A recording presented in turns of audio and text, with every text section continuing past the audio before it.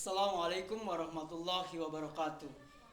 Berjumpa lagi dengan saya. Pada kesempatan yang baik ini akan kita bahas bagaimana dengan dokumen transaksi yang ada. Antaranya kali ini kita akan bahas cek.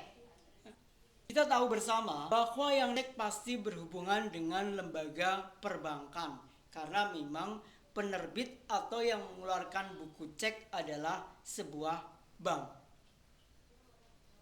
Untuk itu, perlu kita ketahui yang namanya cek adalah surat perintah. Dari siapa? Dari nasabah pemegang rekening. Berarti bahwa orang tersebut memiliki rekening di salah satu bank yang telah menandatangani cek kepada bank tersebut. Sehingga apabila orang tersebut mempunyai cek, biasanya dia akan diberikan yang namanya buku cek. Maka namanya dia sudah tercantum di dalam perbankan, baik dia sebagai jabatannya sebagai apa, kemudian tanda tangannya juga sudah terverifikasi. Sehingga pada saat pencairan atau pada saat akan memindah memberikan perintah untuk mencairkan dananya yang ada di bank, pasti sudah terverifikasi dengan baik. Maka buku ceknya harus dibawa sama pemilik daripada rekening tersebut. Pada saat nasabah membuka sebuah cek, maka dia tidak boleh atau membuka sebuah rekening, maka yang perlu dia perhatikan adalah mintakan buku tabungan tersebut, kemudian ATM, dan tidak boleh ditinggalkan di tempat bank. Begitu pula dengan cek.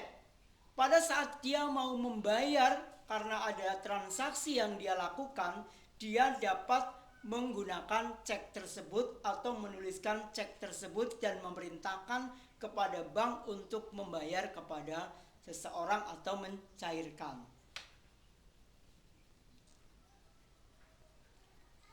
Selain cek dapat diuangkan, cek dapat diuangkan secara tunai, cek juga dapat dipindah bukukan, artinya dari satu rekening ke rekening yang lain.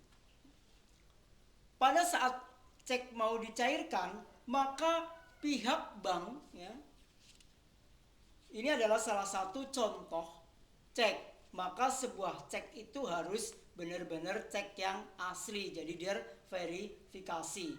Nomor cek itu tidak akan persis ada yang sama, karena nomornya pasti hanya satu.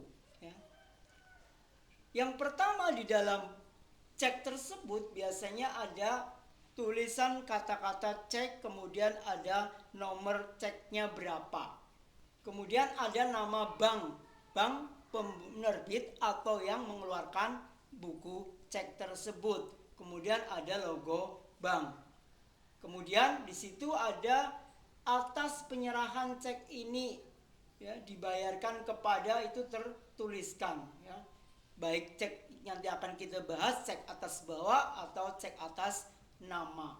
Kemudian ada yang namanya uang sejumlah berapa yang akan bisa dicairkan tersebut, baik tulisan secara huruf lengkap maupun secara angka. Kemudian ada tanda tangan yang terverifikasi, yaitu pihak pemilik cek tersebut.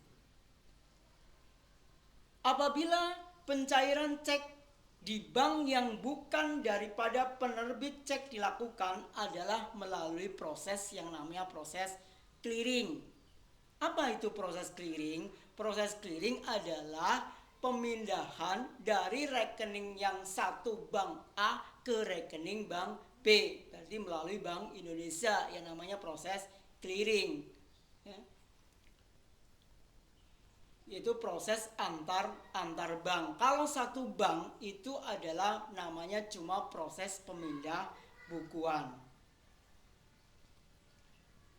Biasanya dalam cek tersebut ya, yang inkaso untuk cek yang berasal dari dalam kota membutuhkan waktu 1 hari ya.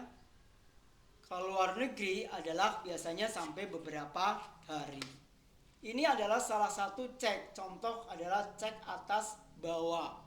Kalau cek atas bawah berarti siapapun yang membawa cek tersebut bisa mencairkan dana tersebut asalkan di posisi tanda tangan tersebut sudah ditandatangani sama pihak pemilik cek. Ya, nanti akan kita bahas bermacam-macam cek ya, dari cek atas unjuk, cek silang, cek atas nama, cek mundur maupun cek kosong. Ya. Oke, sampai di sini dulu untuk pembahasan mengenai cek. Mudah-mudahan bermanfaat karena memang mau tidak mau yang namanya transaksi-transaksi yang dilakukan untuk para pengusaha banyak pula dilakukan dengan menggunakan cek, tidak dengan uang secara tunai. Terima kasih, semoga bermanfaat. Assalamualaikum warahmatullahi wabarakatuh.